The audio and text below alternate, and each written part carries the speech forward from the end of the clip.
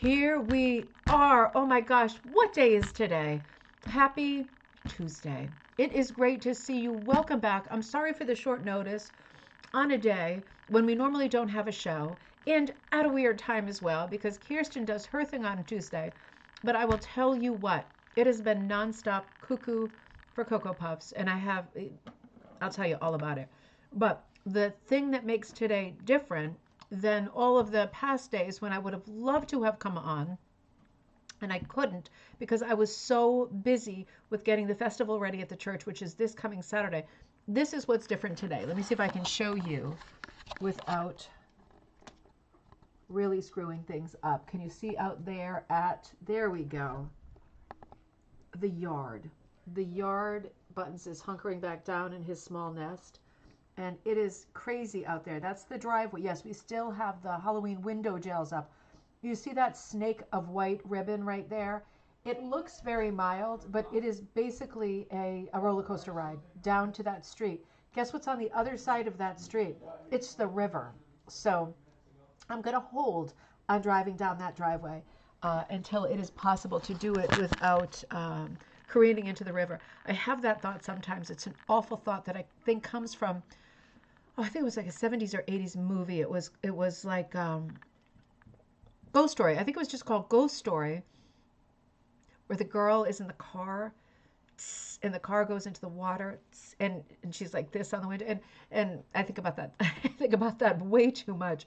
But I always think when it's a little bit slippery on this really very steep driveway, I think like I unlock the doors and the windows and everything just because I think at least I can swim out of the car if it does go into the river. I don't want to test that. I don't want to test that theory. One of the interesting things about living in Amsterdam all those years, and I didn't do my driving test over there because I've been a driver.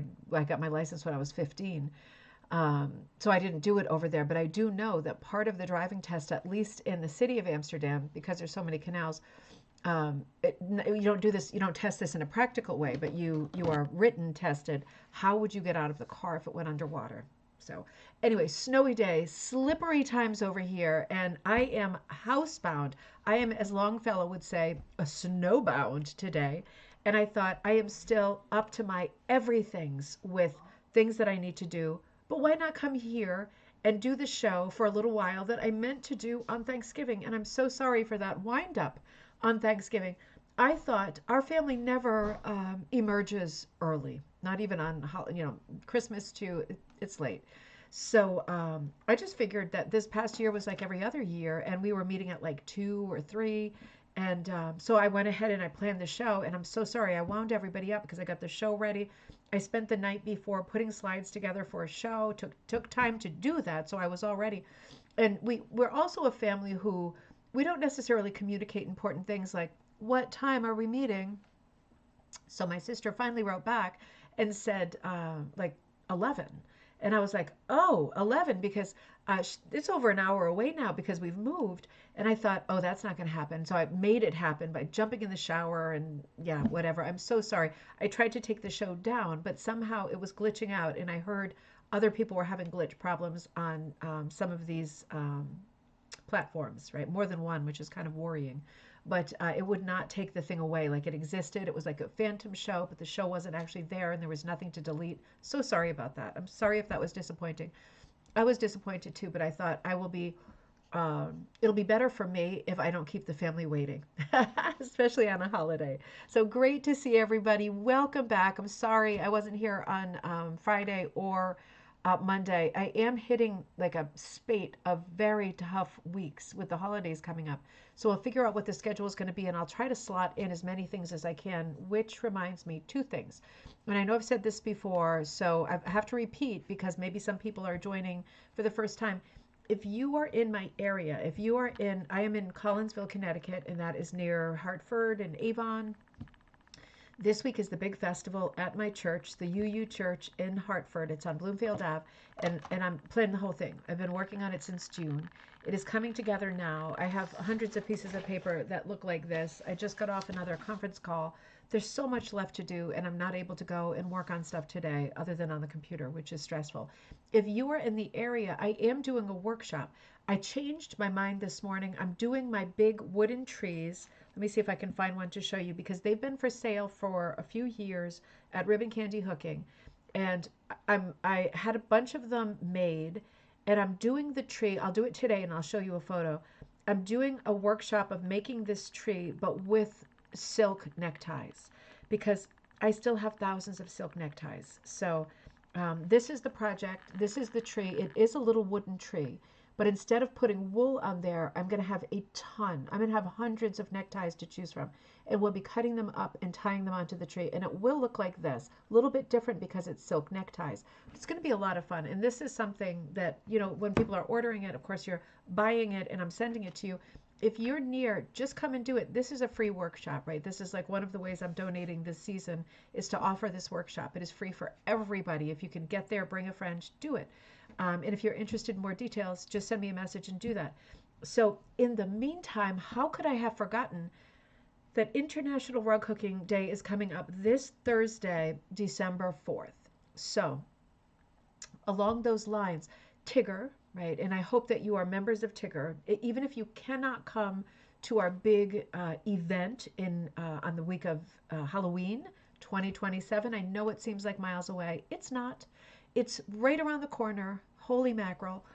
Even if you're not coming to that, remember, as the president of Tigger, in the first time in over 20 years that we have hosted Tigger, the International Guild of Hand Hooking Rug Makers, in the United States, right? May not be the best timing, but it is what it is. We chose Newport that has got to be one of the great destinations in the entire world. So much history, so much charm. It's not like a scene like other. I don't want to call out other places because I know we're all from different places, but it's Newport is not as shishi as you may think, right? It's very, very historic, cobblestone streets, most colonial houses anywhere in the country.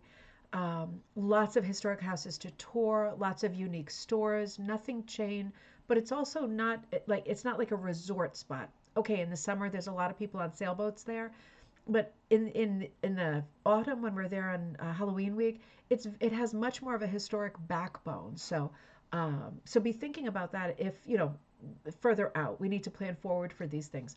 If you are a Tigger member, you already know that Haley is doing a hook-in through Tigger with one of her original designs. It's a beautiful geometric with a sheep.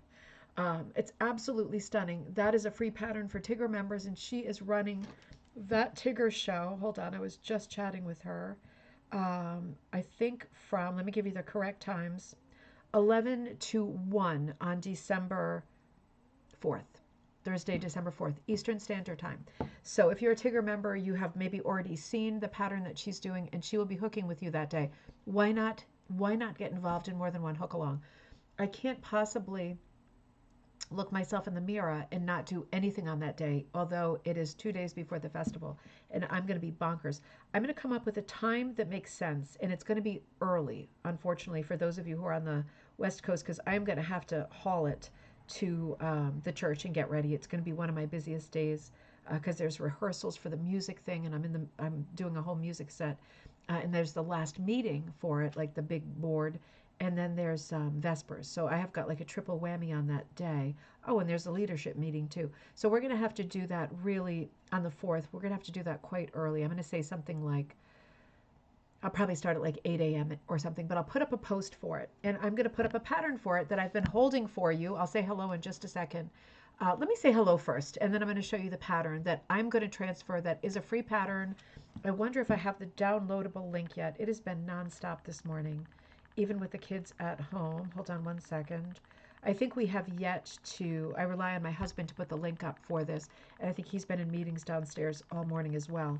So we'll get the link up today, but I am going to put a pattern up that I'll show you in just a second in case you want to do the same pattern as me. I'll probably be on for, honestly, about an hour to 2 hours tops because then I will make a running exit.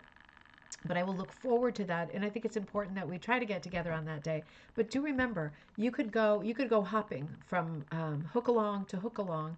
Start with me, and then visit with Haley a little bit later. I know there's other people doing them. I think Winnie Glavin is doing one in Canada.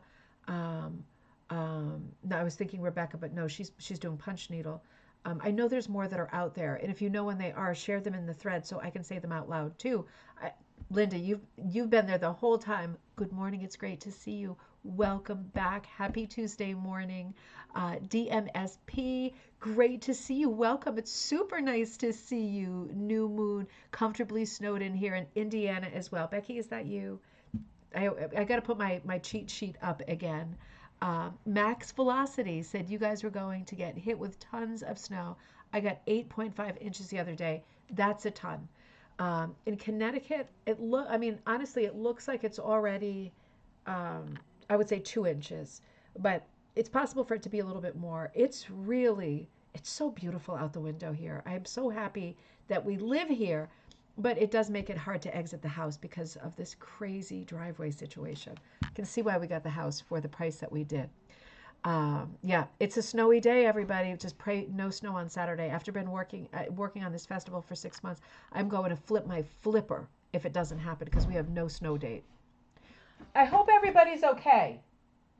God, the house just shook from someone doing something. Okay, Kanga. Oh, great to see you. Taught in very rural Pennsylvania 10 years ago. Road was alone along a creek. I always put my cell phone in a zip bag just in case. That's a great idea. It's worth thinking about, right? It's worth thinking about because I just think about all of the years that I lived in the Netherlands and the sort of, not to be offensive, right? Because I was born there too. The sort of national philosophy is like, don't worry about something before it happens, right? You're a fool to worry about something before it happens because you're just winding yourself up and most things that you worry about never happen. Well, that's not true. Almost everything I worry about happens, right? My tooth is starting to ache again. All of the little things I worry about in the middle of the night, they usually happen. If not, sooner or later, it's usually sooner, but whatever, it's life, right? So I like these kinds of little tips because I have always lived in a world where if I can sort of offset a tragedy that is about to befall me, I would rather spend time doing that than picking up the pieces afterward. And I have not lived in that. There was a whole decade of my life when I did not live in that culture. And now that I'm here, I look around and I say, what could go wrong? I know it sounds really negative, but it's not because very little, knock on wood, does go wrong because I'm always planning ahead in my head. Thank you for the Ziploc bag. That is an excellent one. I do that when we go to the amusement park with my phone too, in case like water splashes me on a ride or something. I'm not expecting, you're walking and a wave of water comes from the flume. Oh man, yes, I hear that. Joyce, great to see you. Good afternoon. Snow stopped, waiting for the freezing rain now. Okay, just in time for evening, right? Oh, I'm sorry, Joyce. Stay put and be safe. Goretti, great to see you. It is cold there in Acton. You are up in Canada. Hopefully the snow is stopping now. I hope so. It's nice. This is a dusting. This is a picturesque picture postcard dusting. That's enough. Can it just end now, right? Before things go really loopy. I'm looking at my tree that you sent last year. Ooh, is it the wooden tree that I just showed? That it must be that tree, right? I love that tree. In fact, a couple people just ordered those, and if you're watching, I'm sorry to keep you waiting. I had to have them remade. The person who was making them for me just wasn't answering. I'm not sure if she's out of business or if she had like some kind of personal thing going on, but she just wasn't answering. It's getting paranoid. So I found someone new, one of my old neighbors, in my old house, to make them. So he made first the small ones, so the small ones went out.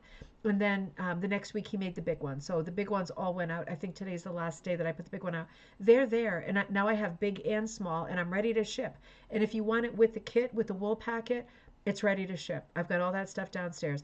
I'm going to make one this afternoon with the neckties, and I'll show you that because I might offer that with neckties too. Because it's nice. You can kind of feed in some of your old neckties from family members, right? Maybe who are gone, like I have all my dad's neckties.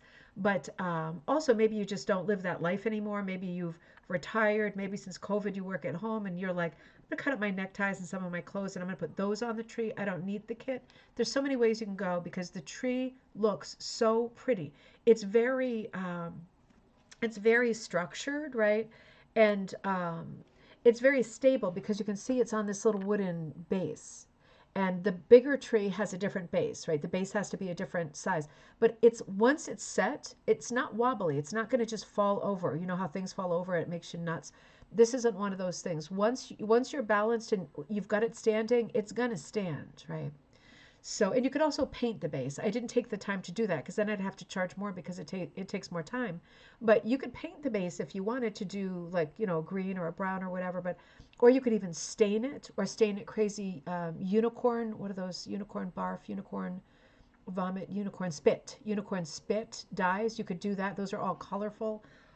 Lots of things you could do with that tree. So those are ready to ship. And thank you for bringing that up.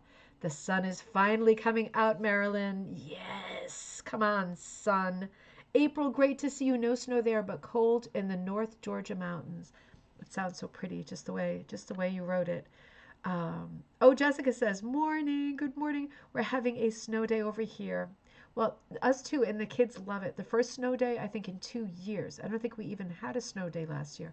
I actually gave them the snow day last night because Teddy, in his autistic, you know, crazy mindset, was like, he literally was coming into the living room while I was trying to work, literally every 15 minutes going, is there any word on the snow? Like, had the school written to say there's no school tomorrow?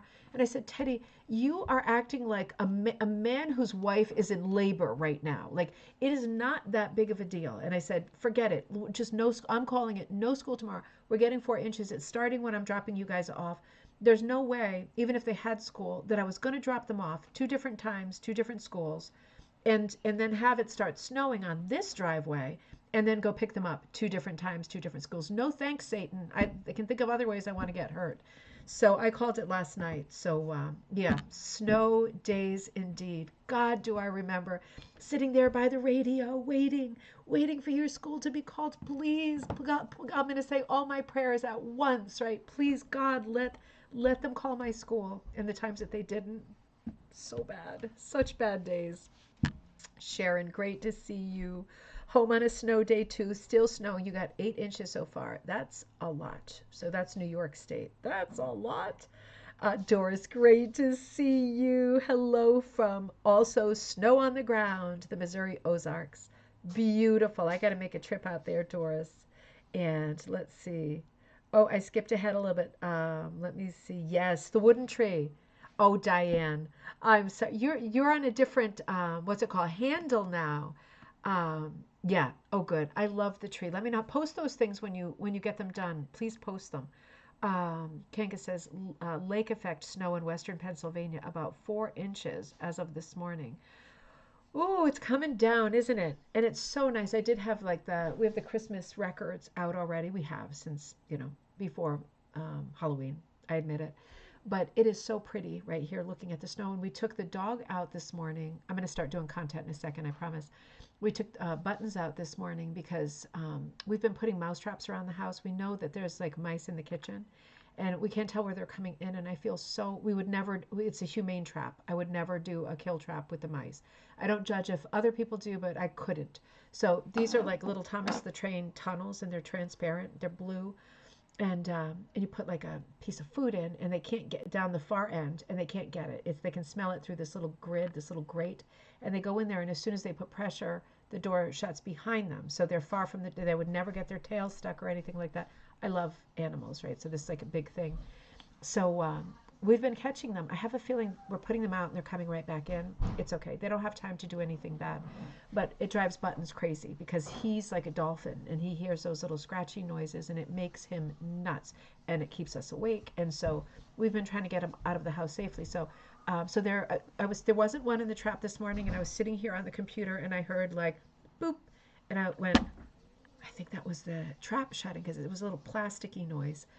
And sure enough, there was a little character in the trap and he had just gotten in there and he was still, even though I was holding up the trap, he was still preoccupied with trying to get behind the grid at the little piece of pepperoni that was there.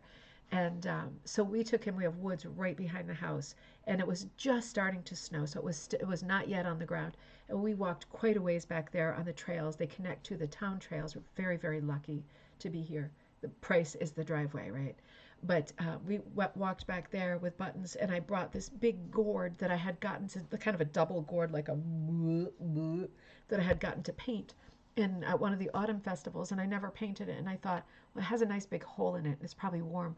So I stuffed like some garbage, like material and stuff that Buttons had pulled out of one of his toys, and some leaves and stuff. I stuffed it in there, and we brought the little mouse out into the back and let him go. And I put some Cheez-Its into the gourd too. I mean, he's probably a snacking mouse, right?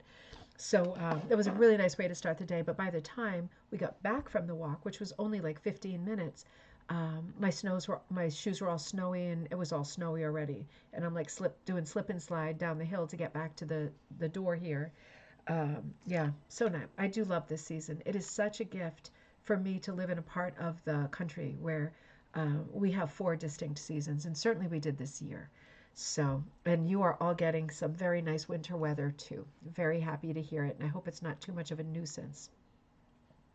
Ava says, good morning, 8.5 inches Saturday, and another 3 last night in northern Indiana. Wow, that's a lot. That we're turning into like, what's that movie, The Shining? We're getting into Shining zone there with that kind of snow on the ground. Well, hey, it's great to see everybody, and it's nice to escape the snow for a little while. Let's return to the conversation of, and I will set the time. I just kind of need to think it through because I don't want to wake up so early to do the hook-in that I can't make it through the day and all the other stuff for me, because my day ends with formal being there for formal meetings. It ends at 8 p.m. So I don't want to do the hook-in at like 7 because I'll be really dragging myself by then. I'll come up with the time, but let me show you the pattern that I want to do. And you don't have to do this pattern with me. Remember, Haley's got her pattern out with Tigger as well. If you're a Tigger member, you've already seen it. But this is the pattern. I thought my husband was right there. I was just going to shout to him to put it online quickly. It will be online by the time we finish the show. So let me show you what this looks like. If it's not for you, it's not for you. But I was working on sketches, and I really liked this guy. So he's a little penguin. And this is an Oscar Wilde, and there's 2 kind of popsicle stick tall pine trees in the back with snowy caps on them. Snow is coming down. It's abstract. So you could do anything you want with the colors, with it being snowy. You know, you could put snow on the ground, you could put snow in there, whatever you think. You can make it really colorful. Aryan, can you get the PDF up for the Oscar Wilde penguin? So this is a quote by Oscar Wilde. It's wisdom comes with winters. But I thought with his big belly, you could either continue a pattern. I did a bit of a stained glass pattern where the line meets like underground roots. You see what I mean? With the horizon. So it continues that bumpy horizon line, but it's meant to represent like roots, like things that are still alive, things that are growing. But you could do his whole body with that kind of pattern, like stained glass. You could add more bloop blops to the tree. If you want the trees to be fuller, you could bring them all the way down to the ground. You could do whatever you want. You could put a necktie around him and give him like a tuxedo. But I'm going to be doing him probably with these words because I love this Oscar Wilde quote. So the pattern is for free, and it is going to be on Ribbon Candy Hooking momentarily. He just went down with his lunch, so hopefully he's going to sit and do that now. And I'll post that later if you want to download it, something to work on. And as usual, again, make any adjustments that you want. Totally up to you. But I'm going to be hooking it pretty much like this, and I already pulled some like blues, purples, and obviously whites to play with. I might be looking for some of my white fancy fiber stuff. I got a bunch of pantyhose from Temu because a lot of Temu stuff ships locally too. It is the same stuff that you're finding on Amazon, and it's typically the same price if it's local stuff. It's all the same sellers. But I ordered tons of sets of 3 pantyhose from them, colors that I like to hook with. So I got like spearmint and a kind of a lilac and like a robin's egg blue and white. I forgot that I had gotten white, so I thought, ooh, I might bust that out for the hook-in too. But during the hook-in, you'll probably see me transfer it right from the beginning, quickly get it onto the backing. I'll probably fill some bits in with my Sharpie. I'll be also appealing to, and therefore utter beginners who are logging on to say, oh, I want to see what you're doing. Show me how you do it from the start. And then I'll be hooking rather quickly with a mix of wool and fancy fibers.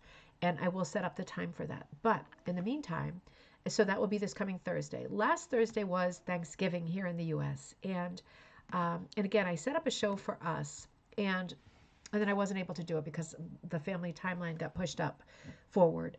So the thing that got me last Wednesday on Thanksgiving Eve was I was looking for something. I forget what I was looking for. It was some kind of a reference. It was probably uniforms. I was probably working on the Spilling the Tea book or something like that because I'm getting all those patterns out to people now too. Let me know if you want one yourself. I have a bunch that I would love to give to people for the Patriotic 2026 book that celebrates the 150th year of the U.S.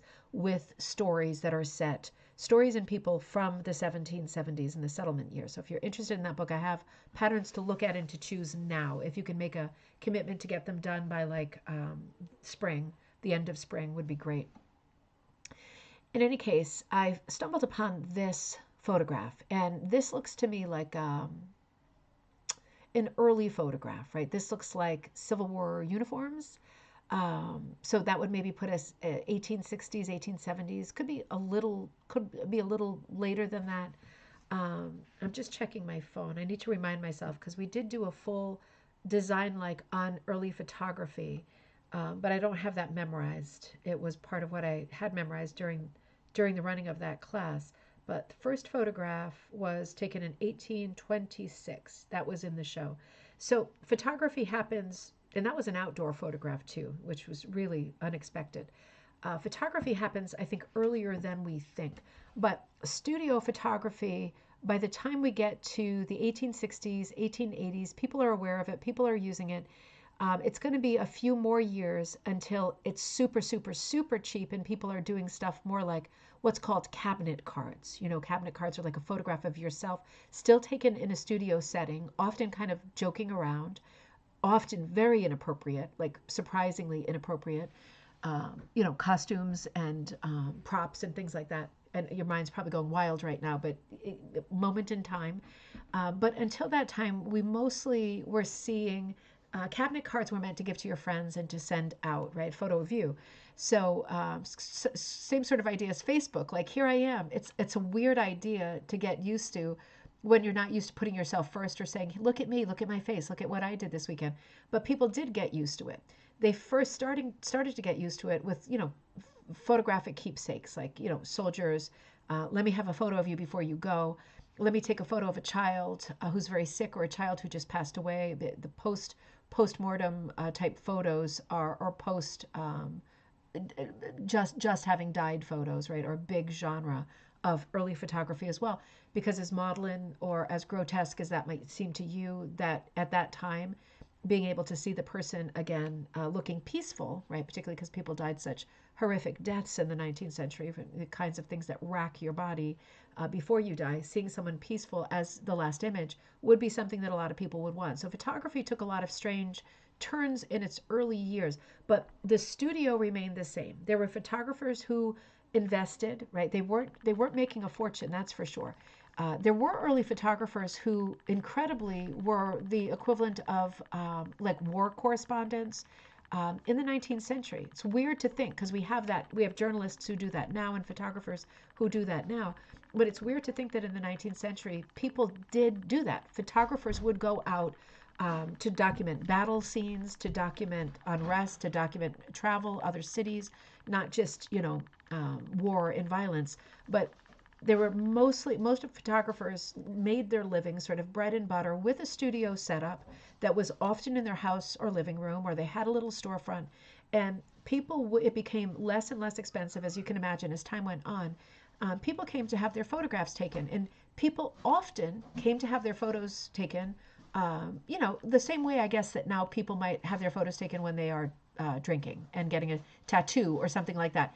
Probably the same kind of thing, sometimes judging from the faces of the photos as well. Now, if you're thinking, oh, they must have been standing there for half an hour to get this photo, that's always an exaggeration. That's not true. Even the very early cameras, they were getting them done in under a minute. Like you are standing still.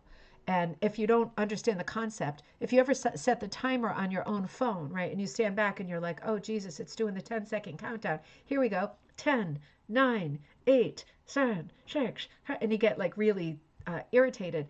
It was like that, a little bit longer, but not that much longer, right? So when people are like, oh, people's eyes are closed in the photos or they look like this because they had to sit there so long, That's not true. Photography never was that long. Um, the first photos were, the first outdoor photos were the street scenes, right? Where the only people who were caught were people who stood still for a little while, but everyone else you couldn't even see. Like they weren't even on the photo because they completely disappeared. They moved too fast. Studio photography at this time, right, in the middle to late 19th century, would have been fun.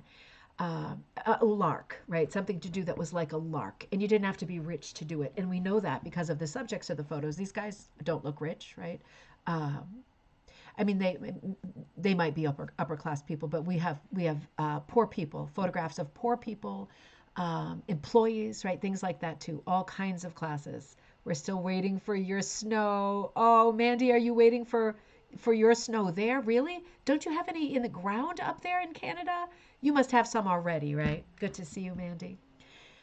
In any case, I'm setting the scene here for something that I thought was very romantic. I'm sure you are ahead of me now. So I stumbled upon this photo and it got me thinking about the idea of studio photography. And if you, for example, if you were a studio photographer, if you're a woman, probably wouldn't be for you. It's not unheard of, right? But it was mostly men who did this. Women were at home taking care of children, but let's not start that.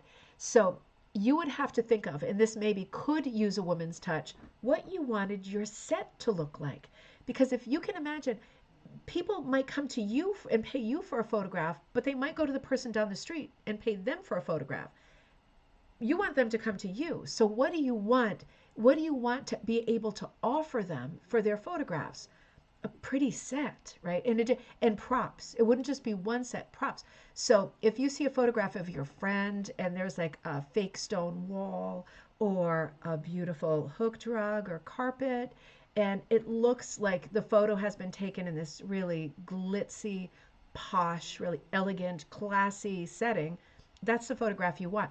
There are plenty of photographs. If you go down the rabbit hole and you start looking at these early studio photographs, right, you will laugh so hard that you will pee in your pants because some of them, they're standing in front of props that are like half broken, partly fallen down, um, rolled up but still showing, things showing in the background that obviously shouldn't be. And those are people who, those are photographers who maybe don't have a helper. In a lot of cases, there's a lot of stories of photographers who had like a wife that helped them, right? And again, I'm being sexist, but it's just the way that it was.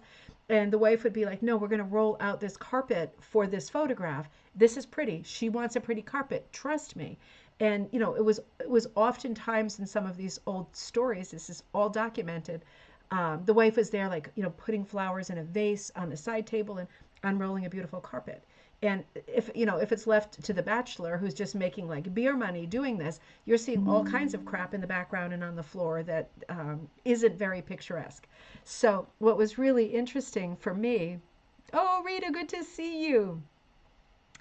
So much reading over the years, so much useless reading, but we're using it now, so I guess it's not entirely useless.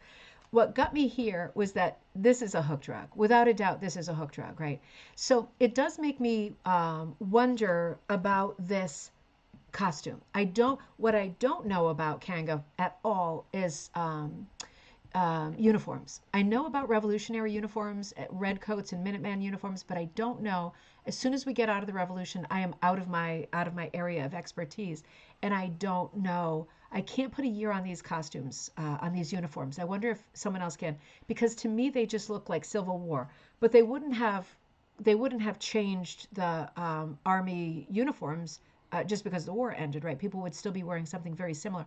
I mean, certainly this is a look with the mandarin collar that will go up to the 1880s, 1890s. So this could be an 1880s photo. It's certainly crisp and in good shape. I think the one thing about this photo that can help us date the photo even better than the uniforms is the fact that there's a hook drug. So we can't place it any earlier than the late 1860s. So that in itself is going to help us more, I think, than the uniforms, unless there's special markings on these that I don't know. Oh, Patricia, great to see you. Hello in Binghamton. Just got in from snow blowing. Oh, I hope you have a warm drink with you. Most of us are saying we are getting clobbered with snow right now. In any case, it got me thinking about how many photographs are represented in early studio photographs. Because to me, this would be an amazing project over the years to work on together. I'm going to stretch this open a little bit. Now, the quality is not going to endure, right? We know that already because it's a photograph of a photograph. Either someone, the fact that it was on the computer, right? Someone put it on a scanner or took a photograph of it. It's not the original. We're not working from the film or the plate or whatever, and it probably is a plate, so we definitely wouldn't be working from that. But you can see it's some kind of a floral rug. It's not impossible that it's a woven rug, but it certainly strikes me as a hooked rug. And it got me thinking, how many hooked rugs do we get to see in these early photographs? Because my imagination and my sort of sense of romance goes wild when I see this photograph, because I think, gosh, I wonder what colors it was. I wonder if it was all browns, right? I wonder if it was made of any army uniforms. How did they make this? What's this made out of? And it got me looking on Wednesday afternoon. It really got me looking through lots of other photographs and trying to find examples of rugs, whether they're woven or hooked, in 19th century photographs, because we are always trying to document early rugs, right? And sometimes in these photographs, it's going to be hard to figure out. You can't see the design on the rug because people are standing on it. And the fact that the rug is a very high traffic rug, right, because it's being used in a studio set, and people are probably coming in all seasons, in all kinds of weather. You saw 2 pairs of heavy boots on the rug standing on it, right, and shuffling it. The rug is probably also being rolled up, taken out, stored, taken out again as people arrive at the studio. That's why I have this photo here. This is from, wait a minute, let me see if I put a year on this. I didn't. I think this is 1870s, 1880s. This is the interior of a quite nice one too, of someone's studio set. And you see they're trying to make it look here like it's an outdoor scene. And they do have some kind of a rug across the floor. And you can imagine, I don't know how the conversations would shake out, but you can imagine if there's like 3 sisters coming in, they probably won't opt for like the stone wall with whatever, like I don't know, antlers or taxidermy or whatever in the background. They're probably going to want like a flowery bower or some kind of interior. This looks like a combo with the rug and the chair and the exterior.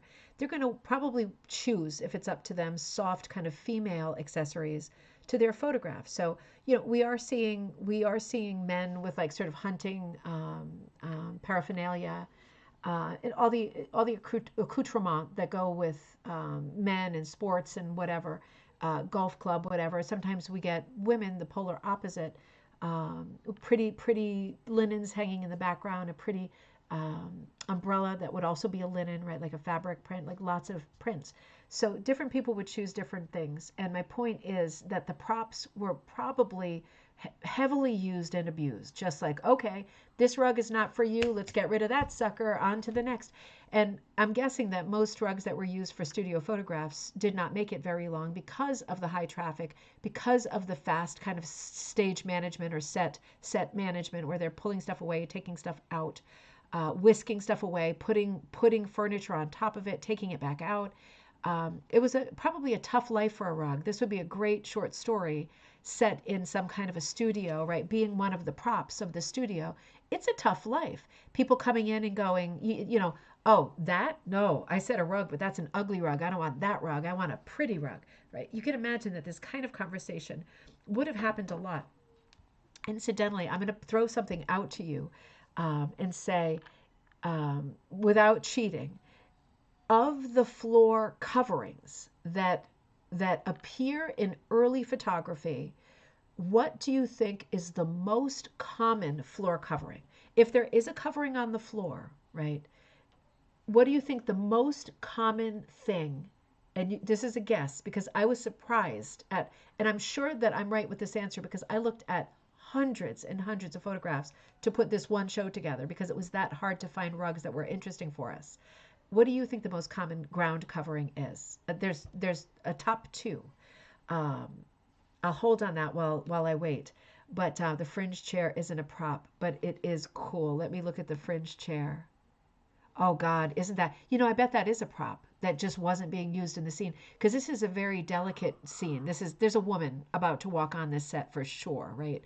Without a doubt. We could probably date this photo according to that huge camera. That big dark thing in front of the set, that's the box camera. But I bet you that chair is a prop. In the ottoman and everything else that you see in this picture probably is a prop, but for a different customer. Um, oh shoot, I was just going to say something and then I forgot. I'm going to wait to see what your answers are coming in on that. But let's look at some more of these photographs that I have to admit I had a hard time finding hooked rugs. And I don't know why. I don't know why because we see hooked rugs where we see working class people. Being a photographer obviously is a working class profession without a doubt. But we are seeing a lot of woven rugs, and that's also interesting to me. Painted canvas, that's an excellent guess. Nope, braided rug, also an excellent guess. Sisal, an excellent guess. These are all great guesses. Sisal is like a straw mat, and that's a very good guess because at this time people were ordering straw mats as rugs, but also as square tiles. You could order them like in the middle of the 1800s, straw mats, and then you piece them together like modern carpet tiles. Like for real, they were beautiful straw mats and they had different designs in them. Each one had a different design. That's a good homework project to look up like Victorian era, early Victorian, mid 19th century straw mats because like catalogs, like Sears catalog will come up and it will show you the most beautiful designs. They look like iron, like wrought iron fence work. Seriously. And you would, just like modern carpet tiles, put them down on the ground, and then you could put carpets over them, but at least the ground would be covered. People, like I did an episode once here where I talked about Gillette Castle in, I think that's East Haddam, maybe that's East Haddam, Connecticut, on the Connecticut River, the home of William Gillette, the famous actor who played Sherlock Holmes. And he ordered thousands of those tiles, and he loved them so much on the floor that he also used them as wallpaper. And man, they look amazing as wallpaper. So that's a great guess because that fits the timeline perfectly, but no. Braided rug, no. Oriental rug, no. The answer is, and I don't think I put any into this slideshow, two things. The most common thing, this is crazy, that I saw as under the feet, like so functioning as a rug, was an animal skin. Not joking. Like, look it up later. You will see so many, and they might be fake, but I think they probably are fake. I think they're probably like the fur that people would use in carriages, right? Because like in those days, we're not talking about cars yet. We're talking about, I'm thinking about this as I go, and this actually makes a lot of sense. You're in a horse-drawn carriage, like to travel, or a closed carriage, doesn't matter. It's still horse-drawn, but you're still freezing, and you need one of those like fur blankets on you. And those are the things they use most commonly on the ground in summer scenes, in winter scenes, in outdoor scenes, with the stone wall, with the interior, with the kitchen table, like furs on the ground, which I thought was really curious. The other thing I saw was like fake grass. Like they must have somehow manufactured what looked like fake grass at that time because it's not sisal, it's not woven or braided like a mat. It's sticking up like grass. So I don't know who manufactured that. I've never seen that product from that period. Of course, who would keep something crappy like that? Because it's probably like a very low class option. But it looked just like the sort of turf, like the AstroTurf stuff now. And I thought, how weird is that to choose the? You'll go down the rabbit hole. I bet you'll see, and you'll go, what were they thinking? Why not more pretty rugs, right? But again, I think it's down to people's choices as well. So in a lot of what I saw, I'm seeing rugs of this size. And I'm thinking this must be a woven rug, which means it's either made in one of the cities here, Lowell, Massachusetts, right, would be a great guess. The first places in the U.S., right, the American Industrial Revolution is at the end of the 19th century where it really comes into its own. But we are seeing in the last decades of the 20th century more manufacture in the U.S. Takes a long time to set that up, right? And I'm making a subtle political statement now too. It takes a long time for people to set up businesses of their own, particularly if we're talking about manufacturing, because this isn't something that you're Deanna David and you say, I'm going to start a rug hooking business, let me make a couple of kits. It's something that takes a long time. So even though we were free as Americans to start manufacturing our own stuff starting in 1776, where we said, no, thank you. We're not taking any more of your stuff. We're not even talking about an embargo. We're talking about we're not buying it. We're making our own stuff now. We're making our own economy and we're making our own way. So we do see rugs popping up, but usually not huge rugs until more like the end of the 20th century. We're still seeing people import rugs because you're allowed to once the embargo is over, right? During the Victorian period, right? You can certainly import rugs, but it's hard to tell whether some of these rugs are, U.S. wovens, are imported, or if these are indeed hooked rugs or made in some other way here in the U.S. by multiple people, because manufacturing large rugs, even before we were talking about mechanical and powered looms, even before then, we do know that there are tons of situations where 10 men will be working on the same rug at one time. I'm going to show you one of those in a second. Didn't they use bison rugs in carriages?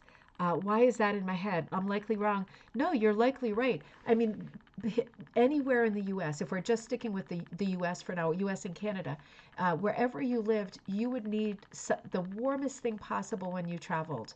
And certainly here in New England, because New England is what I know the most. In New England, even though we hit winter, and they hit winter hard in those days, during the 1820s, right? If you think about that period in history, that's like Jane Austen. And we're looking at dresses that look like this. Let me draw one for you real fast. It was called the Empire dress, like the Empire waist dress. But here in New England, it was called the suicide costume. And the reason is, right, they look like this. Right, with a big empire waist up here. The sleeves are way over here, right?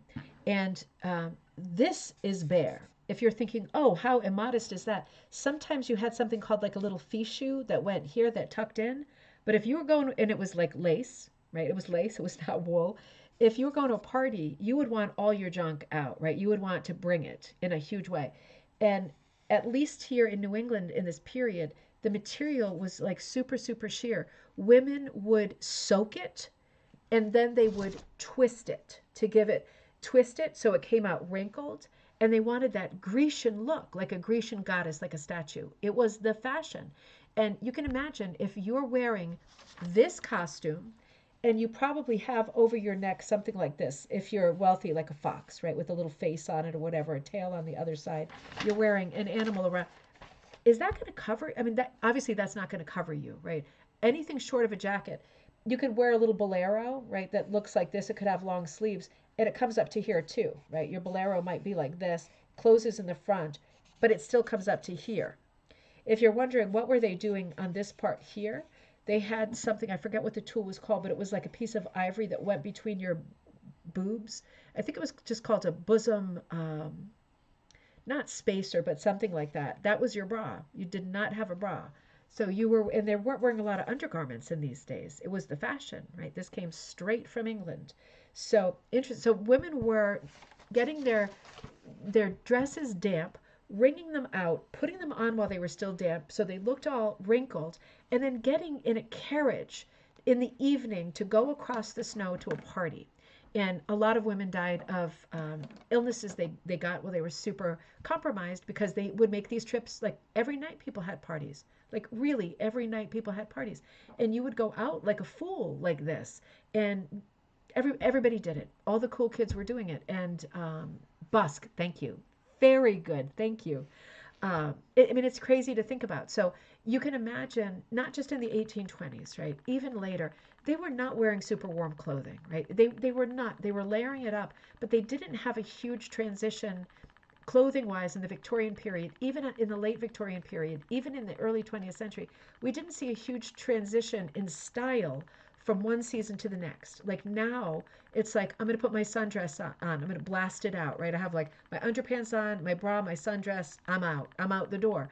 But in the winter, we're like, okay, I'm going to put on like 4 layers and a sweater and I put tights on under my jeans or my jogging pants. And it wasn't like that. You were still wearing the same dress, but the sleeves were a little bit shorter or not, whether it was summer or winter. And they were going out in these carriages and making quite long trips. If you were in rural Maine and you wanted to go to that party because you wanted to find a husband, it was a long ride. And there you are, whether in this kind of a situation, rural Maine, you would be out in the open, right? Vermont, Maine, out in the open, sleigh bells on the carriage, dashing through the snow. It must have been so picturesque and romantic and horribly cold, right? So my point is, to make a long story short, too late. My point is, oh my gosh, are people actually driving on the street? They are. Any kind of animal skin that you could get, you would take. If people gave you wool blankets, you would take it. If people said, here is a bear skin, you would say thank you. If people say here is a blanket made of a bunch of fox skin or beaver pelts, you would say thank you. And if you lived out west where there were bison and someone said, here's a bison pelt or skin, I don't know what the right word is for bison, you would say thank you. I will use that because there's chilly nights out there too. So anything that you could have, whether it was wool or textile fabric or skin, you would definitely, or fur, you would definitely take it. So absolutely, it would be crazy to not use a bison skin for something, right? I wouldn't be surprised at all. In any case, yeah, bringing us back here. So some of these woven rugs, and I'm going to move forward. I thought, for people who don't love dolls, this maybe isn't your favorite photo. But she's as cute as a button, this little one, isn't she? Her little shoes and her socks and everything else. They have a pretty bare background here. They do have the rug down, but you can tell cloaks were a thing. Cloaks were a thing. You could wear a cloak. But the problem is, at least with the suicide costume in the 1820s, you didn't want to wear a cloak. It's going to be different from family to family. It's the same as it is today. When I'm dropping the kids off for school, there are still some children who are not wearing coats and are wearing t-shirts because for whatever reason in their family the parents are like, screw it, I'm choosing my battles. If you want to leave the house without a coat. It was very different from region to region, but certainly there is so much documentation in northern New England, especially northern New England, like more so than in southern New England where it's a little bit warmer, of people, they just did not want to wear that stuff because they wanted to look pretty and I'm guessing sexy, and they just wouldn't wear it. You see women in like Currier and Ives prints with like a little bolero jacket and a little bit of a fur. Sometimes you see them with a wool blanket pulled up over them. That's more like 1860s, 1880s. But then you do see people in carriages who are completely inappropriately dressed, and you think this can't be winter, and it is. They just went out with stuff that was like not suitable, not appropriate. And you think going back in history that people were somehow more practical.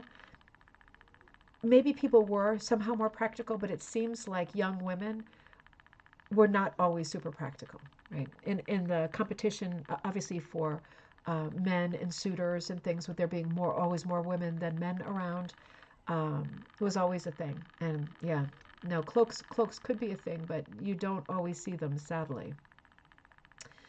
All right, let me get off this slide of this little girl, and let's see if we can find some more rugs. Weirdly, earlier cloaks were much more of a thing. You're going to see that in one of the patterns for the Spill in the Tea book. When you go earlier, wearing like a fabric cloak, like in the, for example, 18th century, in the 1700s, that was like a staple garment. But somehow we lost that when we got more involved in European fashion. We got less practical.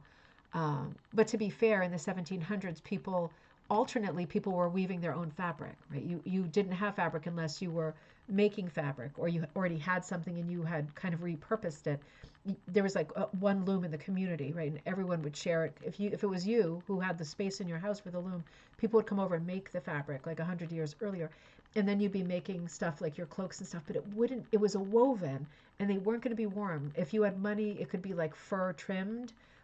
Probably not fur lined. Nobody had that kind of money because if you had enough fur, if you were sewing your own clothes, you would not have enough fur to use on yourself. If you were in a social strata where you would be making your own clothes, then those furs could go to market. That would be a way better use of money than you lining your own thing. But you might trim it with fur or whatever. Heels aren't practical either. No, humans don't change much. No, and you know what's so funny about that? One of the most common, and you probably all know this because this is not an unknown fact, one of the most common things to wear in those days, because women in the 18th century, 19th century, they wore a platform on their shoe that was called a patten. They were called pattens. And it looked like this. If you had a stupid, let's stick with the 1820s. If you had a stupid slipper like this, like Jane Austen, right? It's little, it wouldn't even be like that. It would be like this, right? With hardly any cover on your foot. It's like a little leather slipper, right? Very basic with like a skin bottom, right? Skin or thin leather because you were going to be dancing, right? So a little thing like that, you would put a patten on, which looked like this, and it was either like spring or it was some kind of structure under it, right? They come in different styles, but it lifted you up, depending on the pattern, it lifted you up to an absurd height. And the reason was so you could walk through the snow. And the pattern would go down into the snow so that your shoe didn't get wet. Well, people's shoes obviously did get wet. It was almost like walking on stilts. Different patterns, different sizes, different designs of patterns, different patterns for patterns. But they would strap. They didn't think anything of strapping these stupid things on their shoes, but they did not want to cover up their bodies and hide their pretty dresses. So lots of sort of incongruities happening mentally with fashion during this time. Oh man, I wish my German was better. Hold on. Oh man, no, I'm second guessing whether that's German. I was going to screenshot it. See if anybody can translate that for me. I'd love to see that. Yeah, no, humans don't change. That stays the same. People get it in their head, like I look thinner, my legs look better, my body looks better if I have high heels on. And to be honest, it's probably true.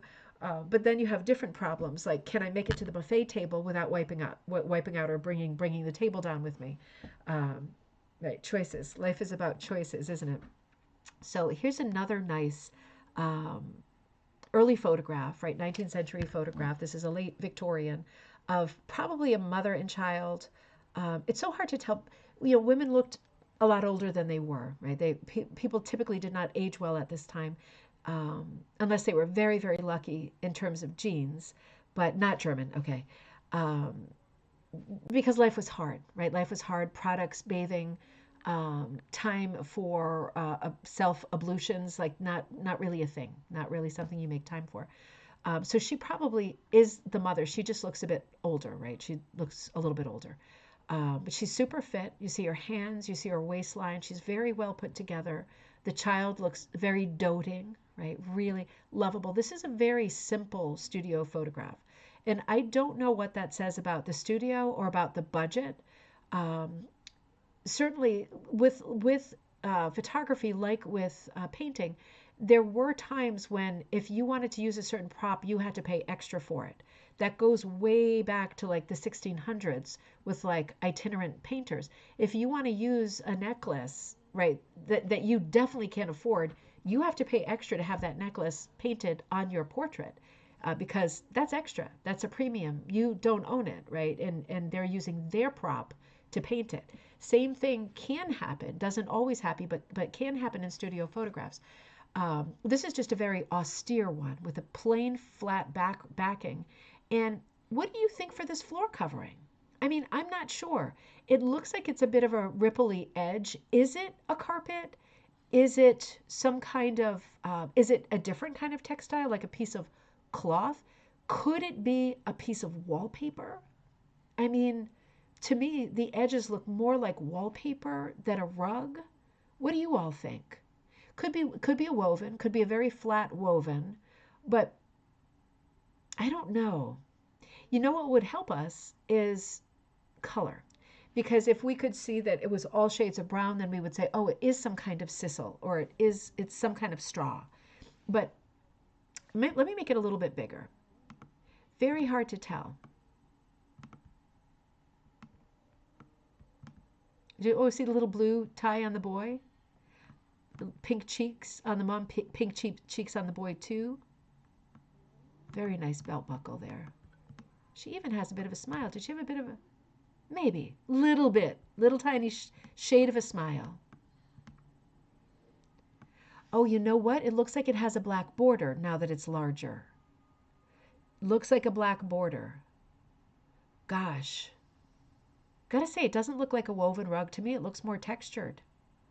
Impossible to say. This could be a hooked geometric. I mean, it definitely could. To me, that looks thicker, more like hooking than it does like a woven. Interesting. All right, let's keep going. I might look at that one later on and see what else I can tell. Photograph isn't going to get any better. You know what I mean? The quality isn't going to get any better. So, I put two of these side by side. I wonder why. Here, let's put two of them together and then we'll know. Okay, wait a minute. I don't know why I did that. Let me lock her. Nope. I just have this one off center. Sorry about that. So here's another one similar to the last. We're looking at a geometric. I'll make it large again. This is another kind of, hand tinting photos. Have you done that? I bet that would be super fun to do. This looks more like a tintype, right? It looks like it's on a plate rather than on a piece of paper. So this could be a tintype. Certainly the shading and everything in the background, right? This is like a painted background. It kind of looks like it's Europe over their shoulder, that kind of thing. It might be a known church. Let's make this one a little bit bigger and see what kind of clues we can see. It's another giant geometric rug. Interesting. I feel like, let me make it just a hair bigger. I feel like we can see, is that a dog over on the right? Looks like there's something fur over on the left. Let's see. Gosh, it looks like we can see the backing on this rug too. This has got to be a woven. It looks very, very even, unlike the last one. Hard to say. There's not a lot of examples of hooked rugs with this kind of geometric print that are this kind of size. You can see it all the way, it goes way to the back, but then I see what looks like another textile in the background. It might be like something that's just pushed up like a pillow or something. It could be a plant that's just not reading well. Interesting though. Interesting. I would love to, at some point, don't ask me when, to be able to replicate some of these rugs in color, right? Since we will never know what the colors actually were, just seems like it'd be fun to give it a try and say, okay, this pattern is definitely out of copyright. Let's draw it. Let's do it. Let's try to reproduce it. So if you're thinking, I hope that this is a first communion and not a bride, I'm feeling the same way, but I do think it's a first communion because she seems to have a book and I'm guessing it's the Bible. So let's make this one a little bit bigger too. This one is curious as well because it seems to be a painted background and the only thing that's not painted is the rug, the book, and the table. This is an example of where we might need a woman's touch here in the studio because you can see the rug is all wrinkled up and it's hard to tell if it's a woven or I don't think it's a hooked. I would say it's possibly a needlepoint rug because it does have that sort of feel of something that is more handmade, made in the same way as a woven. Could be a woven. But I wouldn't be surprised if it was a needlepoint rug, which is another category of rug at this time that's really popular. So let's see if we can have a clue. But, it's a shame that this girl came to take the photo and they didn't even fix the rug under her feet so that it looked a little bit better. It could be a hooked rug, I got to say. When I'm looking at, the thing that makes me think not a woven is the crosses. You see the crosses in between the squares with the flowers. The crosses, that's way more of a hooked motif than a woven motif. And we see that as a hooked motif because it's usually a little bit irregular, a little bit imperfect. The crosses are never exactly right. With a woven, they would be right. If it was done on a loom, they would be right. Very hard to tell, and it's not helping that there's such a huge wrinkle in this. And it's so weird because you know that the photographer was looking at this for quite a while. He had time to look at the whole image top to bottom. You would know that the person's feet were in this, and yet it looks like a pig's breakfast that she's standing on. And it's a shame because this is her photo, right? All her life she had this photo, and now in 2025, this photo is still being looked at. Strange. Very pretty though, very pretty. Sweet little girl. My communion photo looks very different than that, I'll say. Looks like there could be a paisley on the table. Oh, let's check it out. Oh, is that printed? It'd be great if there was a paisley on the table. Let me make that bigger. Let's look at the table. I have to say the trompe l'oeil painting in the background is exquisite. That's fantastic painting, and that must have cost a lot. So maybe the photographer just thought, well, I've already spent a lot of coin on the background. They're going to have to be happy with the other props. Could be a paisley. It's very dark. It does look like it has a print, doesn't it? It looks like it has a print because you can see there is a border on it. You can see some kind of geometry. There seem to be rows of borders making this up. Interesting. Is the rug torn at the end of the wrinkle? Ooh, I wonder if that is a tear. Ooh, that could be a tear. It looks like it, doesn't it? They probably were dragging furniture over these rugs. That's the thing, isn't it? When you see old rugs in stores and they're in horrible condition, my thought is usually, well, somebody didn't take very good care of that. It might be quite the opposite. It might be that rug has had the most extraordinary life, right? Like the biography of that rug would be incredible. Not just like, oh, somebody hasn't been taking care of this. It must have been in the attic for a long time. No, it could be, oh, well, this was in a photographer's studio for 75 years, right? And if you looked, you would find it in thousands of photographs or daguerreotypes of that period. Isn't that a nicer story to think about? Yeah, it does look like a rip to me. All the more reason to be conscious of it when you're taking the photo. But yeah, different photographers, different styles. This is a beauty. Let me make this bigger. So this is what I think of as like a classic, like late 19th century portrait of a woman, right? So she looks like she might be in mourning. She's got the dark clothing on. Her umbrella is dark, but you could certainly wear accessories that had color. You didn't want to wear pink, but you didn't have to be solely in black. So the umbrella fits that as well. She's alone in the photo, right? Looks like she's of a marriageable age. I can't tell if she has a ring on. Does she have 6 fingers? 1, 2, 3, 1, 2, 5. Oh my gosh, I'm gonna have to make her hand bigger. Or maybe it's an optical illusion. It looked like she had 6 fingers. Could they have dropped a strip of fringe along the edges of painted floor coverings to fake a rug in a photo? I would if I had limited props, trompe l'oeil backgrounds that theater companies rented out. They could. Absolutely. They could do whatever they could think of. And I suppose, just like with any other occupation, if you thought of like the fringe trick, or if you thought of like, let's use, I'm not going to grab my lamp because it's plugged in, but let's use this, right? This is an old piece. If I said to myself, not very practical for what we're doing here. Let's use this, right? Let's use this. It's a lap desk with a package of Kleenex in it. Let's use this, and I'm going to use this in this photo, and you're going to use it in the next photo, and then we're going to put it in the back. Or bird cage, something like that. A lot of bird cages. That was wicker. That's why that caught my eye. I guess if you're using props and however you're using them or however you're fudging it, if people keep coming in and get photographs taken, you're thinking, well, it's working. I'm going to keep going. Must have been a fun thing to figure out. Why is my studio so unpopular, right? Why is his studio doing so much better than my studio? How many people would think like, well, your props aren't very good, right? You don't have a lot of variety. People can't relate, oh, good, it stopped snowing, to the props in your studio, right? Your props are too masculine or your props are too feminine. Maybe that, right? Interesting. This is an interesting story to think about, like as a writer, right? If you're a writer, that just the idea or the storytelling that could happen in this collection of short stories, murder mysteries. There was that great murder mystery series that was set in the Victorian period. What was that called? It wasn't called Dead, but it was one word. Do you know what I mean? I told you about it when I was watching it. About a photographer. It was a crime series about a photographer who set in England. It was one of the BBC's or the Acorn, BritBox, one of those.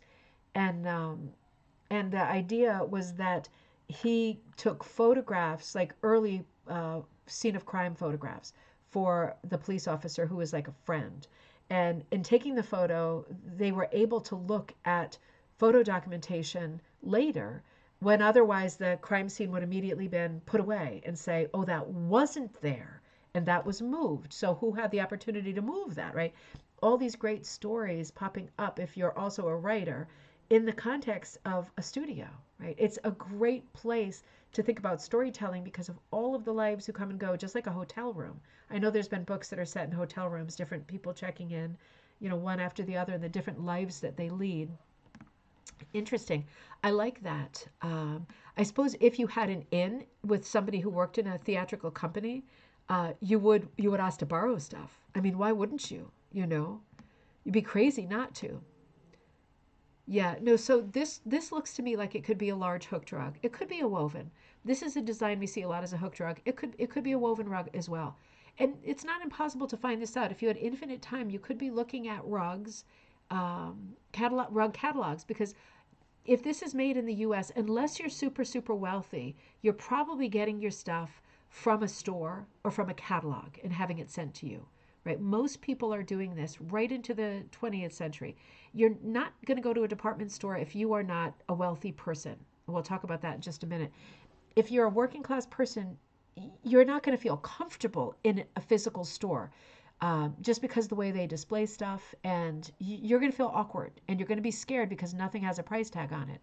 So if we're seeing rugs like this they're either secondhand and they got them for a song, or they're borrowed from a theatrical company, that kind of a thing, your friend down the street who is the stage manager, or they are inexpensive rugs and they have been sort of produced locally, kind of low-end rugs, and you got it from a catalog. Those are the only choices. And if it's the third one, then you would see this design in a catalog, simple geometric. This I don't think is a design from a catalog. I think this is another hooked rug. I mean, it certainly looks like it, doesn't it? And it's kind of funny because it's so pretty and floral, and it's like two guys in this rug. Let's make this one a little bit bigger. I'm keeping my eye on the time too because I am so crazy today. Hold on one second. Let me come back up here. And look at these jaunty fellows. This is a painted drop cloth, right? The other backdrop we saw was also painted, but it looked like there was stuff in front of it that was also trompe l'oeil painted. This just looks like a backdrop, and so this would be something that they would use in the theater, just a painted backdrop. And it really does look theatrical because look at the circle. Like it looks like it's one of the curtains that would be hanging in a theater. It has a focal point. It's not a curtain that would be hanging in your house. It's a curtain that would be hanging somewhere where you would be looking at that circle. And at different times, they could maybe attach different letters that said like, whatever, the name of the show. Yeah, that looks like a theatrical prop for sure. Now let's come over here and so we've got like one sort of bamboo or wicker chair, rattan, and one wood, so mismatching chairs, right? So certainly this isn't like one of the most expensive places to go because we can't get matched furniture. And that, to me, definitely looks like a hooked rug. What do you think? It looks like it's a rug possibly on top of another rug, but it certainly looks like a hooked rug design. And you can see where this photograph came from. Not all photographs are attributed, but this one it's right there on it.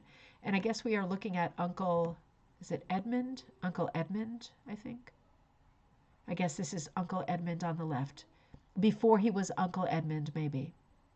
Beautiful rug, though, isn't it? Very familiar to what we see these days. Let's see what we've got here. I'm going to fly through some more because now I'm running really late. Let's make this one bigger too. This one looks like it has a fringe. This is just so unusual. This is another painted backdrop, right? Seems like it's missing something though. Don't you feel like we need some kind of a bower or something in front of it with three-dimensional leaves coming in? Seems like there's definitely something missing. Let me come up here and let's see what we've got. This is a cabinet card, and you can tell because look at the bottom of it, right? So it says the, and we can't see. It might be that you were supposed to fill that part in yourself. But this is a photograph that's printed right onto a card. The printing's on the card. The place has been scratched out, but it was being advertised on the right. Somebody scratched the place out. I wonder why. That's interesting, isn't it? And what is all this nonsense here? Like there's a piece of storytelling going on here, and I can't imagine what it's about. We do see like courting chairs or chaises or couches where guy is facing one way, girl is facing the other way so that they're able to talk, but their bodies can't touch, right? Because obviously you'd go crazy if you brushed up against someone, right? Like not. But I would, if the woman standing was like the mother, I would think that's what this was, like a courting kind of thing. But it's very strange to me that the woman seated is not showing us at least her profile. It's almost like we don't know who this is. And isn't it funny that the name of the studio is also scratched out? Like, what's going on? What was going on this day? What were these people up to? Um, Pretty studio. And this does look like a woven rug because we are seeing a fringe, right? It's not impossible that it's a needlepoint or a hooked rug, but it doesn't make any sense that it would be. It definitely looks like a woven. Mother-in-law doesn't like the bride. Maybe, maybe. Could that be his mother? She looks younger than him. I was thinking maybe it was his sister. Very strange, isn't it? That's a story, right? If you're thinking, oh, I'm going to sit down and write a story about these studio days, that's a story for you. It is a beautiful print, isn't it? Has a little bit of a palmetto kind of feel to it, but it's also got a bit of an Eastern spicy flavor to it too. Really nice. And, oh, another one that's a good family shot. Really nice here. Let's come up here and make, so very, very pretty, very plain in the background. We're getting to be like 1890s, 1900. This is more of an Edwardian costume. So this costume is popular until like 1911. So this is the very end of the Victorian period. And curious, it looks like it's maybe an outdoor piece of furniture on this. It's very heavy in any case. And it's painted white. Unusual piece of furniture being used. And this is another rug that it's hard to call. If it is a hooked rug, it's a very, very fine one, isn't it? And we are seeing hooked rugs by the 1890s that do look like manufactured rugs. They're not looking folky in the 1890s. They're looking like a proper rug.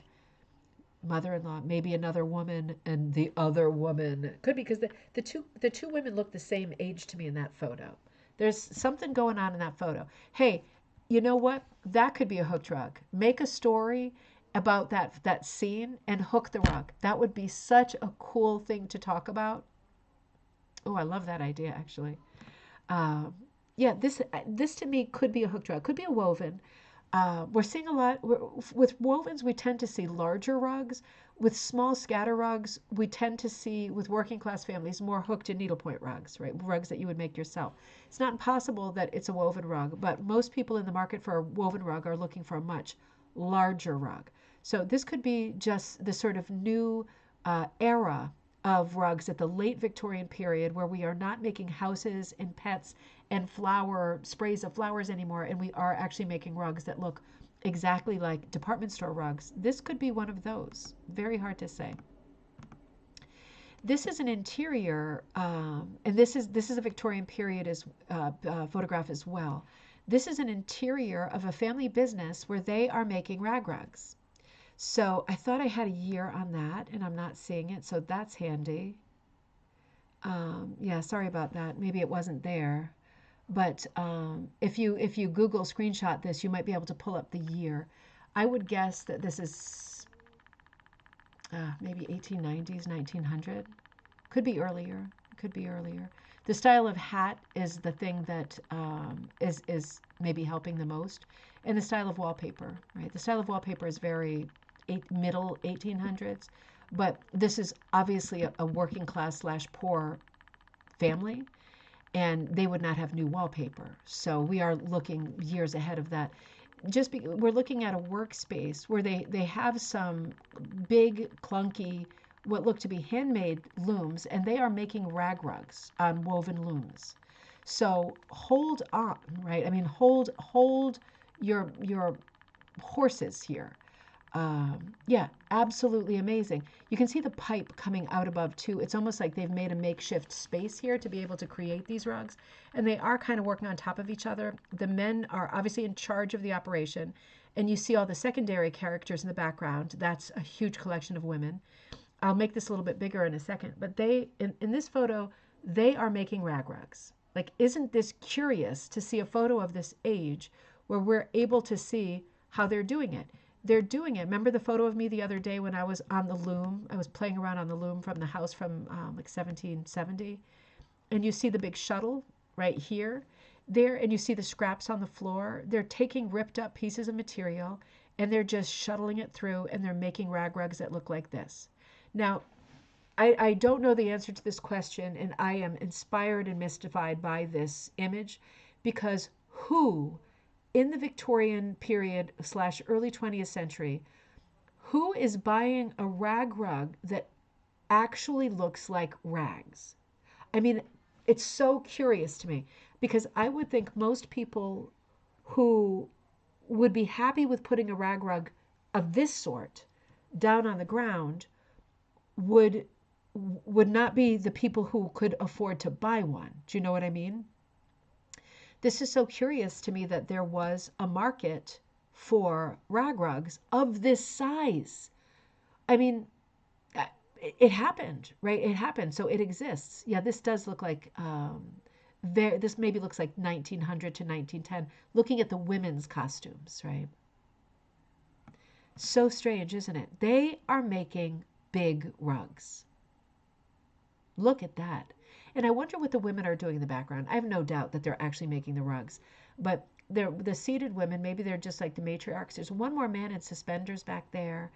This photo is on the internet, right? So you can look this up. Looks like there's some smocks up in the loft there, you see. God, wouldn't you love to have a studio in this room? Oh, God. Yeah, you can walk up those little stairs. Utility rugs for the working class. They must be. They must be. But my question is, this must take forever to make these rugs. How much are they selling them for? And who's willing to put that down on their floor, right? Because that is a sight to behold, right? That is not, I mean, I like it because I'm a rug person. You probably like it. You probably don't want your neighbor seeing that, right? Or if there's someone who has more money than you who lives in your town and is going to come and visit, you don't want them seeing that. So what can you pay for this? Who's using this? That's what I'm wondering. Did they ever put rug pads under fancier woven rugs? I know that they would put like a wool pad if they could. I don't know if people routinely put pads under rugs. That's a very good question. One of the things that the Victorians did routinely was put rugs upon rugs. So if you could afford to, so I see where you may be going with this. If you could afford to, you would put a large rug down, and then you would put a ton of scatter rugs around it that then became jack trippers, right? Rugs upon rugs upon rugs, and furniture all over the place, total jack trippers. But that was the style, and that was what they did, rugs upon rugs. So I think you're walking us into the point. Maybe this rug was meant to go down as a base level, and then you would cover it with extra rugs. It could be. I still wonder what a rug that must have taken that kind of time would cost somebody. It had to cost, I mean, it wouldn't cost as much as a pretty woven, right? Like something that looked like an oriental carpet, but it must have cost something. I mean, yeah, I just wonder who the customer was for these huge loomed raggedy raggle-taggles, right? This is a curious one too. I'm going to kind of blast through these because I'm getting super late now, but some of these I thought were really interesting. This rug has a very southwestern flavor to it, not just the antlers, but the rug itself, and then there's a textile hanging in the background. It does look like this was a photo that was taken out west, maybe at like an Indian trading post kind of thing. And of course, I do say Native American, but I am saying Indian because they were called Indian trading posts at that time. It looks like that kind of a rug. Photo op. It might have been a photo op set up at a rug store or at one of the trading posts where you could sit down and have your photo taken and then maybe take some souvenirs, because it seems very themey, and it seems like just over the top, right? With the legs to the seat are like animal legs. Like it has a very Western flavor to it, which is a completely different genre of photograph that you would sit for. This also looks like, I was going to say a cabinet card, but it could be a regular photograph. Strange, bringing up different questions about where these photo opportunities occurred. Very fancy one here too. I'll just spend a quick minute on this. So this man doesn't look like he is a super, like it looks like he's maybe seen better days, just judging from Sherlock Holmes moment here, judging from his necktie not being quite right. His clothes don't look super fresh or pressed. He looks like he is still a working class person, or maybe he has fallen on harder times, but he does want to be photographed with a very expensive chair. And this is a studio that does not have a backdrop, so who knows what that's about. And it does look like we're seeing a woven rug that's down on the ground. A nice geometric. And again, we've seen other photographs from this library museum, the Petaluma Historical Library and Museum, and they've got more up there. I think the one of the loom might have been from there too. So it might be a good one to check out later. This one, Hairstein in Nashville, Tennessee. This is an unusual photograph of all on its own because, people of any color, right? Anybody who is not bright white, we rarely see in early photography. And when we do, it's an anomaly. And it gets you wondering why, who, is this like a beloved nanny or someone who worked in the house? What are the circumstances that would make this expense possible?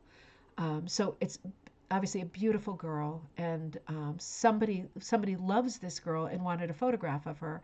She's also got a nice piece of jewelry on, and she's dressed very well. So who knows what's going on with this? The curious thing about this photograph is she's holding a rug over her lap. So it brings up different questions like, was it really cold in the studio? What are we doing here? Was it cold in the studio, or is she a rug maker? Or is she a textile maker? Is this like something from a mill? Because Hairstein is a photographer, right? This isn't like a pop-up lost wife. This is so interesting. Things to think about their uses. It is interesting. This is what got me going the other night. And yeah, wasn't Thanksgiving related, right? I was going to run this on Thanksgiving morning. It wasn't a Thanksgiving related show, but it got me thinking about lots of things. And going out, I think we're going out soon, changing subject for a minute before I log off, but this is another really curious one to me. This is certainly a woven carpet. This is really an all-around expensive photograph because this is a real prop. Like don't get me wrong, I don't think the photographer I think they owned this, but I don't think this was part of their house. I think this is a prop that they managed to get in some kind of salvage thing, because you can see over on the right, you can see past the fireplace into like something that probably wasn't meant to be seen. Not to mention the photograph is off center. So it's like, uh-oh. But the children are dressed exquisitely. I mean, these children are like just total dress to the nines. And, it does remind us that until the 20th century, children were dressed as tiny adults, and how awful that must have been for them. They weren't wearing rompers. They weren't running around with their butts hanging out like what was that suntan lotion? The suntan lotion girl with her butt hanging out. Kids were dressed as tiny adults. They were completely covered up in expensive clothes, the exact same style as men and women, except tiny. Sharon says, I don't know when they started to put paper under flooring, but our old farmhouse has a lot of papers. I'm not surprised. That's why I thought that could have been like wallpaper under that one. It would not be practical in a studio because of all the feet crossing over, and feet that are not used to it. You know what I mean? When you have paper in your own house, it provides like something decorative, a tiny layer of insulation, protects whatever's going on top of it a little bit, right? If you want something under your rug, paper will work too. Lots of reasons why people would use paper in place of rugs. Also floor painting for the same thing, just decoration, right? But something like a studio, in your own house, you're like, oh, be careful, you're walking over the paper, right? That's made of paper, or that's a floor cloth, right? Be careful. I know I'm walking over it. It's a little bit fragile. But when you're in someone else's studio, you're just like, boom, boom, boom, here I come. So this stuff must have gotten jacked up, as we've seen in some copper tone, highly inappropriate. So many of those early ads, so super inappropriate. Yeah, now they are. Now, hey, there's only one reason I put this one into the slideshow. I found it irresistible. What is going on here? This has to be a cabinet card for a magician. I don't see any strings, so I got to say, exciting. Of course, they could, in the Victorian period, they could doctor photographs. I'm going to show you another example of that. Don't believe your eyes, right? I don't think this is a levitating table. And I think there were strings there that someone was able to brush out or color over. But beautiful carpet in this one. But the main story is, oh my gosh, what's going on? This is an example of how during this period we were looking for clues in this episode. We were looking for interesting things to see and how it fit into our little textile world, what we can find out, what we can think about, what assumptions we can make, just brainstorming. Snowballing might be a better word for today. But do remember that in these early photographs, you can't believe everything you see because this isn't very subtle, is it? Like this would be painted floor cloths are tough wearing and retouchable. Absolutely. And they're so expensive. Like old floor cloths, when I see them in antique stores, they're much more expensive than hooked rugs. They are so beautiful. I would love to have some of them. And yes, they are very hard wearing. They're canvas, just like a painting, but they're usually highly varnished and or yeah, I was going to say shellac, but I think probably varnish. But yeah, Viva the floor cloths. I love them, and I do love me a good painted floor. I gotta say. You know what I've got behind me here? I don't know if you've seen this because I don't normally sit here. The room is going to be a mess because we were doing some cleaning and stuff. But I'm still going to show you. Behind me here, where are you? There you are. There's the vacuum, right? That isn't obviously being used very well. That is a Priscilla Turner rug I have on the wall back on the floor back there. And we do have a beautiful wooden floor. This is a 1960 house. So we do have a pretty wood floor that I wouldn't, I'm not against painting floors, but this is such a small house. I wouldn't paint these floors. But I did put down this giant Priscilla Turner rug. So this is a hand punched rug with a shuttle punch, right? And it's doing its job here on the floor. It's absolutely enormous. It is an enormous rug. And I'm using it in the same way that the Victorians would have used their rugs, except they probably would have tried to have a wall-to-wall carpet under it. Yeah, so don't believe everything you see. It always cracks me up this, the Victorians were great ones for spiritualism, and they were very interested in spiritualism. But, there were a lot of people who would have been fooled by these photographs. So yes, the rugs are beautiful. You can see that whoever did the touching, the photo touching on this, you can see the leg on the ghost, just saying. Maybe he's supposed to be like the figure of a dead person or family member, because you can see the countenance as well. Like you can see the face. If you know the person, that's him, right? And you know that he's wearing, brown pants or black pants. It's just very strange, right? Very strange. But yeah, big moment in time for those. Now, this is my final point of this episode. We've gone super over, but we haven't been together for a while either. Wait a minute. I got to show you this too while we're at it. Got to show you this. Look who's awake. Oh gosh. Am I live? Am I live? Stop snowing out there for us. So, coming back to the subject of where to get your rug, right? If you didn't hook it yourself and you want a rug, you want a studio rug, whatever, where are you going to get it, right? Coming back to this conversation, who's going to go to the store and get a rug? Well, these people are. So if you're thinking like, well, my family, when I think about my mom's family, my dad's family definitely had money, but my mom's family did not. And my great grandfather first built a tiny house that was basically like a glorified animal stall with a dirt floor, right? And they lived with a dirt floor. My grandmother grew up with a dirt floor. And then they built a larger house on the same lot, and that little house was still there. And the larger house was made of cement blocks. They were like prefab cement blocks that were poured, and it was bigger, and the children still slept in the same rooms, right? There was more children than there were rooms, but it was definitely a step up from a dirt floor. So most people, when they think about their family in the late 19th, early 20th century, unless you're very lucky, most people will say, well, my family didn't come from this kind of money, right? This is like Gilded Age kind of money. This would be this would be the upper class. This would not be the middle class or the upper middle class. They're going to the store. Now, people with less money could go to the store, but you would get very different service, and they would be allowing you to touch different things because things in general were not available to be touched, right? You didn't go to the store and just pick stuff up, right? You went to the store and you went to the rug department of a department store, and guess what it looked like? This, right? It looked like this. You go into the department store and you're like, they're like, what are you shopping for today, madam? And you're like, I'm shopping for a rug. And they're like, okay, I will bring you to the rug emporium. And they bring you to the part of the store that looks like this. And there's all these rugs, and you can see some of them are from India. They're different country names that I can't read on my slide, but they're from different places. And you see the scale of the rugs. So remember the kind of rugs that we were talking about today. The reason that we're seeing with commercially made rugs, photographers using rugs that are rolled up and you can sometimes see the rest of the roll in the background, because rugs are this size. You're not seeing a lot of small rugs. You're not seeing a lot of throw rugs. You're just not seeing it.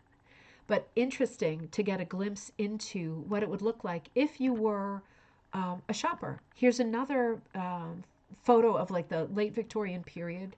This is probably 1900 to 1910.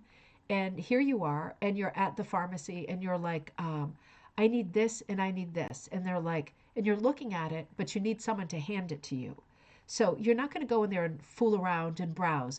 Oh, do you carry Wet n Wild cosmetics? No, we only carry Chanel and Elizabeth Arden. Right? You're not going to go to that store if you want Wet n Wilds because it's too embarrassing, right? And they might not even sell it. So stores were for a specific class of person, right? Imagine walking in here, clip, clip, clip, clip. Here you come, and everyone's like, "Hello, madam. What are you shopping for?" I would like turn on a dime and take off. I'd go home and hook a rug. Shopping for a rug, right? Shopping was not for everybody. Having said that, early stores, department stores, pharmacies even look like this. So, so, so charming. And if you were going to go shopping, you would dress up as best you could because it was embarrassing to appear before other shoppers, but even more, if you watch the series Selfridges, it was embarrassing to appear before the staff of the store who were working class people sharing bedrooms and bathrooms, right? And hardly ever getting a chance to shower or bathe. And they were judging you more than anyone was judging you, the people who served you in a store. So you would dress your best. So if you are put off by the I need a rug, but I'm kind of going to the store freaks me out, if you were in that category of person, this would appeal to you, right? This little booklet. And it would be like, here's how you make your own rug. This is the same period, right? You can see by the clothing, this is still the Victorian period. You can do it yourself with this tool. I think I'm going to do it myself, right? It doesn't sit well going in and asking how much that rug cost and then how much that rug cost and getting sticker shock. I think I'm going to do it myself. So you can see why so many people started to buy patterns, backing fabric, even the kit with the wool colors, and just doing it themselves because it took that stress out of it. You could order these things from catalogs, and we've looked at tons of these catalogs on the show. You could also you could buy these things in a department store too. Right. So if you could get dressed up, go in the department store, and it would be a great event if you could. If you had the money, you could even have lunch at the lunch counter, right? This went right through the 20th century. If you could dress yourself up and go there and you felt comfortable doing that, you could go to the department. Craft stuff like this would either be in the rug department or the craft department. It really depended on how big the store was.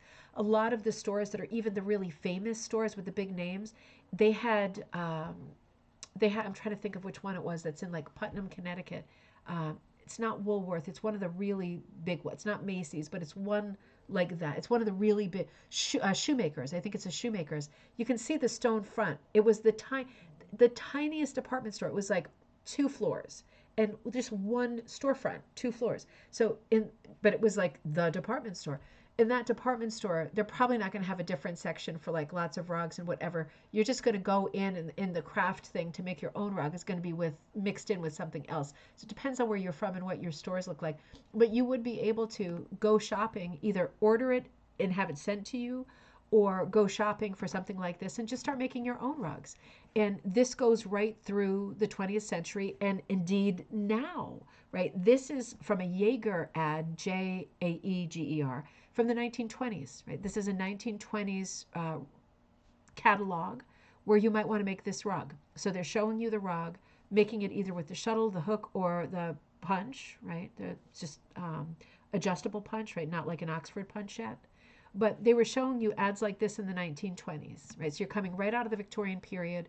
You're looking at things that you could make yourself, and you're thinking, well, Are you of a class where you aren't expected to pitch in and work all day, day to night to bedtime?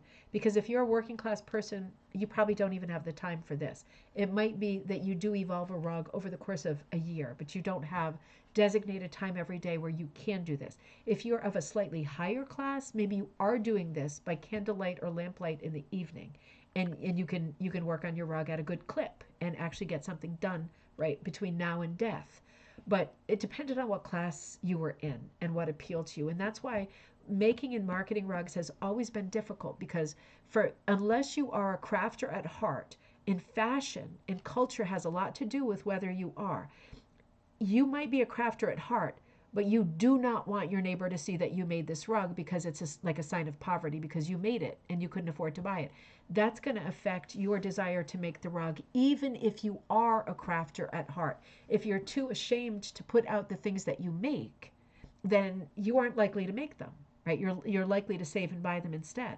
So crafting, particularly I think with rugs, more than with quilts or any other textile, has always been tricky because the people who have the leisure time to make them are often or historically the people who cannot afford to buy them. And that's the only reason why and how the craft got a purchase, right? Got going, got momentum. And as time went on and people could afford to buy, and the Industrial Revolution happens and people can afford to buy rugs, then the people who might have been the makers in the past now can afford them and are less inclined to buy them because they don't want people to know that they're making their own home accessories. And until we get later in the 20th century and we see rugs having a renaissance in like the 70s, 80s, 90s, it kind of stays the same, right? The mindset is the same right through the Depression years and people going, well, I am going to make it because I'm thrifty, but you're not necessarily proud of that. And you're not going to hold on to it. And you're not showing other people. So it's a very small audience for this stuff. This is an example of a rug that would appeal to, and this is something we've been talking about a lot lately. This is our last slide as well. This crosses over for people who would want to do a hooked rug, a needlepoint rug, a crocheted rug, right? You could do any of those things with this gridded pattern. You can see by the grid, like where the colors go and how many squares or holes to the next color. So if you're a crocheter, you might be able to crochet this. If you are a needlepoint person, you're going to take out your needle. And if you're a rug hooker or a puncher, you're going to put this on burlap, but you're going to follow the same pattern. And you're going to have to follow the pattern. So this came in as a free pattern, as a page in the magazine. This isn't printed, right? It was also available printed, but this particular one is not printed, and we're seeing it as like a half moon, right? A demi. So you would have to figure the rest out. But if you were a person who was considering making this rug, it goes without being said that you're a person who would be able to figure out how to get this on backing and get started. But interesting. All of these questions, all of these things that we've been talking today tie into the conversation on historic rugs, where they came from, how they were used, who had access to them, how they used them, who would want to make them, where they came from, right? And all of these things. We don't have answers because there's different answers for every rug. But it is interesting to note, to see them in the wild, right? Like in photography. It's interesting because I never thought about finding hooked rugs in old photographs, and I did. And I found some wovens, but I definitely found at least 2, if not more, hooked rugs of the ones we've looked at. And I bet there's some more on there. If you have more time than I do and you go down the rabbit hole, it would be great to take out your pad and just kind of sketch the designs of some of these rugs that we're seeing. Sit on them or share them with us for the next gallery night or an article for Magpie Times. Share them with us and say, I was looking at some of these old, or I have some old photographs, and I did see some cool rug designs. It might have been hooked rugs. Anyway, I drew the design. Be fun to kind of hook it, or at least to share it in case someone else wants to hook it. Capture the lines of those early rugs, right? Because that's it. I can guarantee you the rugs that we saw in this video don't exist anymore, right? With the exception of maybe some woven ones that were in good shape. These were rugs that were not belonging to fancy families. These were rugs that were already being used in trade. These were rugs that would have gotten a lot of wear. I'd be surprised if any of them existed, right, to modern times, to this century. But I could be wrong. but it's unlikely, right? Okay, I guess part of the charm of primitive rugs is that they are obviously right out of the mind of the maker. They aren't trying to pretend to be anything else. That's a great point. That's a great point. Because as soon as you get out of the mindset of, I have something creative to express, I want to make a rug with my dog on it or my new house on it. As soon as you get out of that mindset and you're of the mindset that I was just describing, where you're like, I would like the things around me to look like they cost a lot of money. As soon as you get into that mindset, you were talking about a different style. And there was one of the rugs in the slides that we were looking at that I said, you know, this could be a hooked rug, but it's a really, it looked like a hooked rug, but it was a really fancy design. That's the era of rugs that we're seeing at the end of the 19th century that are mimicking Eastern rugs that were imports that were expensive. And as soon as we hit that, for me, you know, Pearl McGowan aside, and all her travels at the beginning of the 20th century, all her travels like to Asia and faraway places where she comes up with these rug designs that really are an Americanized sort of version of an Oriental rug, has its own place in history and its own place in our hearts. But in general, McGowan aside, right, and that little piece of rug hooking history aside, in general, a person who's like, I want to make a rug that people think came from a department store, as soon as we get to that area, we are talking about a different aesthetic, a different goal, a different style. And for me, also, it's less interesting because the goal is to make something that looks like something else, as opposed to doing a really charming primitive rug of your own design. The goal is to make something that captures a memory, gives you an opportunity to be creative. It's not the opportunity to make something that looks exactly like an Oriental rug is 100% technical opportunity. So these are polar opposites, and they're happening at the same time. And they're still happening at the same time in the 21st century. We are still seeing people say, we should put this rug in the rug show because it's a huge floor Oriental, and it's obviously the best thing in the show because it's a huge floor Oriental. And then you've got other people going, well, I would like to put up this small rug of my chicken. And we are still having these conversations at Gales at this point in time. It's not an unhealthy thing. It just represents the 2 points of view, polar opposites, and there's a lot in between, coming to this craft, right? It has been the same sort of 2 roads diverge in a yellow wood in the late 19th century as it is now in the 2025s, right? I mean, strange but true. It's the same story.